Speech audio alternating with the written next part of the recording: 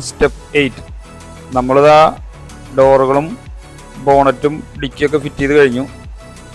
അടുത്തായിട്ട് ഇനി നമുക്ക് ചെയ്യാനുള്ള ഫ്രണ്ട് ബമ്പറും ബാക്ക് പെയിന്റ് അടിക്കാണ്ട്. അത് ഓൾട്രേഷൻ ഉള്ളതുകൊണ്ട് പെയിന്റ് അടിച്ചുകൊണ്ടിരിക്കുകയാണ്. എൻജിൻ ബേ നിർത്തി ചെയ്തുകൊണ്ട് ഒരു ബ്ലാക്ക് ഔട്ട് ചെയ്യാണ് ചെയ്തത്. എൻജിൻ റൂമൊക്കെ നല്ല വൃത്തിയാണെങ്കിൽ നമ്മൾ ഫുൾ അഴിച്ചിറക്കിയിട്ടൊക്കെ ചെയ്യണം. അതുപോലെ പിന്നെ നമ്മൾ ചെയ്ത് ബീഡിങ്ങളൊക്കെ ഒറിജിനലിന് ആയതുകൊണ്ട് തന്നെ നമ്മൾ രണ്ടാമത് വാഷൊക്കെ ചെയ്ത് വൃത്തിയാക്കി എടുത്തു, ഷാമ്പു വാഷ് ചെയ്തു. അതുപോലെ ഡോറിൻ്റെ ലോക്കുകൾ ഇഞ്ചസൊക്കെ ഗാൽവനൈസ് ചെയ്ത് ഒരു പുതിയ ഫീൽഡിലോട്ട് വരുത്തിയിട്ടുണ്ട്. അതുപോലെ മിററുകൾ, ഗ്ലാസ്സുകൾ, പവർ വിൻഡോൻ്റെ ഗ്ലാസ്സുകളൊക്കെ എല്ലാം, വിൻഷീൽഡ് ഗ്ലാസ് എല്ലാം നമ്മൾ അഴിച്ച് നല്ല വൃത്തിക്ക് കഴുകിയിട്ടാണ് ചെയ്യാൻ പോണത്. ഡീപ്പായിട്ടാണ് നമ്മൾ ചെയ്യാൻ പോണത്.